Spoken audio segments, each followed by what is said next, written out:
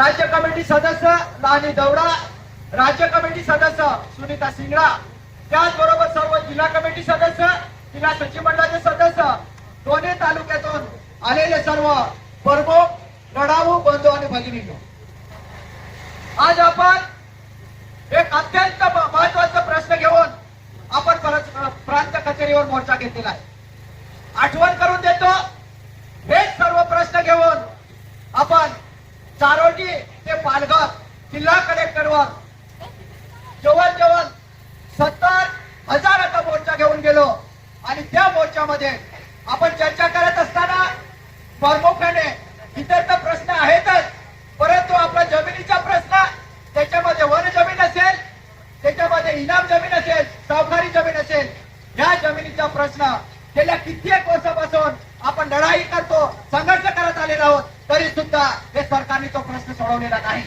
आणि म्हणून त्या मोर्चामध्ये जवळ 7 तास चर्चा केली आणि चर्चा केल्यानंतर या सरकारच्या अधिकाऱ्याला आपली मागणी मंजूर करण्याचं भाग पाडलं. तरी सुद्धा हे सरकार कुठेतरी आपलं डोळेझाक करून आपली मागणी पूर्ण करत नाही. आणि म्हणून नाशिक ते मुंबई मोर्चा घेतला. त्या मोर्चाच्या माध्यमातून जवळ 6-7 मंत्र्यांच्या सोबत आपल्या मार्क्सवादी कम्युनिस्ट पक्षाचे सर्व सचिव मंडळ, राज्य कमिटी सदस्य, सचिव मंडळ, त्याचबरोबर आपले महाराष्ट्र कोमेट ठेवले हे सुद्धा होते. आणि तिथं चर्चा झाली. चर्चेमध्ये निष्पन्न निघालं, कित्येक वर्ष लढा करतो, संघर्ष करतो, तरी सुद्धा आमचा जमिनीचा प्रश्न सोडवत नाही. आणि म्हणून सरकारला धारेवर धरणं सांगितलं, जर का अशा पद्धतीने आमचे प्रश्न जर सोडवला नाही तर नक्कीच येणाऱ्या काळामध्ये हा मोर्चा तुमच्या मुंबईच्या मंत्रालय घरेल गेल्याशिवाय सोडणार नाही, अशा पद्धतीची चर्चा झाली. आणि चर्चेच्या अंती काय निष्पन्न निघालं तर सांगितलं त्यांनी का हा जमिनीचा मुद्दा आहे, तो आम्ही येत्या 3 महिन्यामध्ये सर्व निकाली काढू. परंतु त्याच्यावर तुम्हाला आठवत असेल, गेल्या मोर्चामध्ये आपले मार्क्सवादी कम्युनिस्ट पक्षाच्या दबावाच्या पोटी तिथं एक कमिटी नेमली गेली आणि कमिटीची मीटिंग 2 तारखेला झाली. आणि 2 तारखेच्या मीटिंग मध्ये चर्चा झाली. चर्चा करत असताना तिथे काय निदर्शनास आलं तर एकूण संपूर्ण या जिल्ह्यामध्ये फॉर्म किती तर मोर्चामध्ये दिलेले फॉर्म ते जवळ 1,997 एवढेच फॉर्म दाखवतात. आणि म्हणून त्या मीटिंग मध्ये चर्चा केली, सांगितलं काय एवढे फॉर्म नाही. आणि कॉम्रेड विनोद तिपरेंनी सुद्धा त्या कलेक्टरला सांगितलं काय एवढे 1,000 नाही, जवळ 2-3 लाख फॉर्म येणार आहे. आणि ते फॉर्म तुम्हाला मंजूर करण्यासाठी भाग पाडणार आहे तो कम्युनिस्ट पक्ष. आणि त्याची तयारी म्हणून आज इथं आपण आलेलो आहोत. आज इथं गठेच्या गठे पडलेले आहे.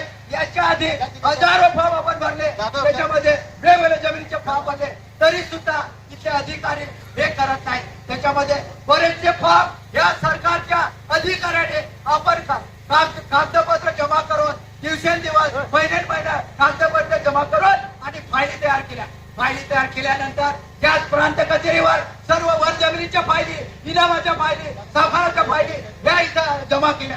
परंतु इथल्या अधिकाऱ्यांनी, या प्रांताच्या अधिकाऱ्यांनी सर्व फायली गहाळ केल्या. आणि म्हणून सांगतोय, अशा पद्धतीने गहाळ करत असाल तर मार्क्सवादी कम्युनिस्ट पक्ष त्या सर्व फॉर्माचा, त्या फायलीचा पाठपुरावा करेल. आणि पाठपुरावा करून जर त्याचा निष्पन्न नाही निघाला तर बघा येणाऱ्या काळामध्ये हा कम्युनिस्ट पक्ष या सरकारच्या पेटीवर जाऊन बसेल आणि त्याला भाग पाडण्याशिवाय हा राहणार नाही. अशा पद्धतीने चर्चा करून आज इथं जवळ हजारो फॉर्म इथे आलेले आहेत.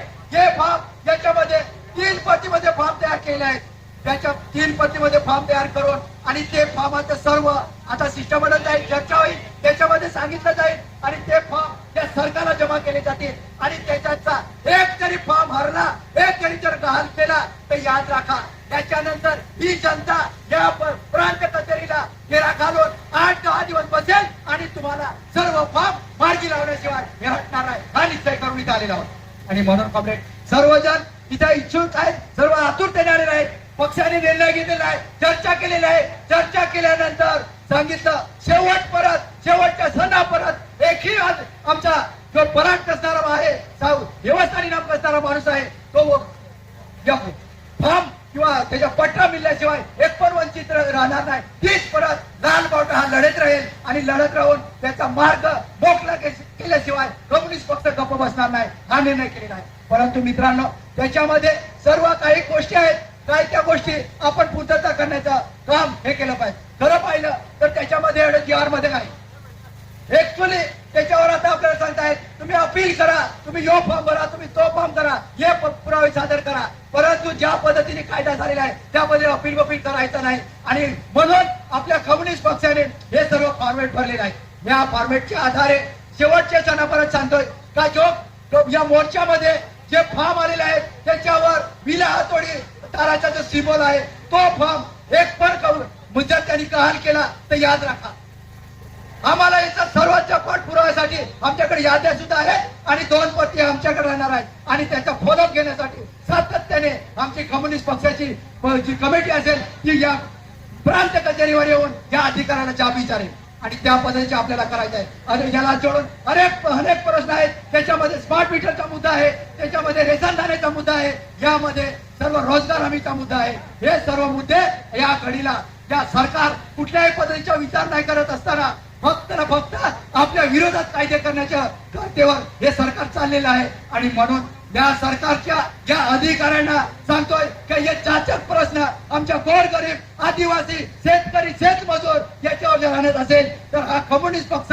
गप्प बसणार नाही. तुम्हाला धडा शिकवल्याशिवाय हा कम्युनिस्ट पक्ष राहणार नाही. आणि त्याचे उदाहरण हा जिल्हा आहे, हे तालुका आहे, हा गोदूताई परुलेकर शामराव परुलेकरांचा जिल्हा आहे आणि त्यांनी लढायला शिकवलेला आहे, संघर्ष करायला शिकवला आहे. त्याच्या आधारे संपूर्ण जिल्ह्यामध्ये आज आपण आजपासून सुरुवात करतोय. आज डहाणूचा मोर्चा आहे, उद्या भिवंडी आणि वसईचा मोर्चा आहे. संपूर्ण तालुक्यावर सर्व प्रांत आहे, त्या प्रांताला अशाच पद्धतीने मोर्चे काढून किती फॉर्म येतात याचा आढावा घेणार. आढावा घेतल्यानंतर सर्वच्या सर्व वन जमिनीचा कायदा केल्याप्रमाणे सर्व जमिनीचा मुद्दा प्रश्न सोडवल्याशिवाय इथे कम्युनिस्ट पक्ष गप्प बसणार नाही. आणि म्हणून हा एक पहिला प्रथम इशाऱ्याचा मोर्चा आहे. याच्यानंतर त्याच्या आता कलेक्टरला मोर्चा घेतला, प्रांताला मोर्चा घेतला, अजून जर प्रश्न सोडवला नाही तर याच्या पुढचा मोर्चा इथून गुजरातच्या बाउंड्री पासून तर थेट मंत्रालयापर्यंत कम्युनिस्ट पक्षाचा मोर्चा लाखोच्या संख्येने जाईल आणि या सरकारला सर्व जमिनीचा प्रश्न सोडवल्याशिवाय गप्प राहणार नाही अशी परिस्थिती इथं इशारा देतो आणि थांबतो. धन्यवाद. इन्किलाब जिंदाबाद.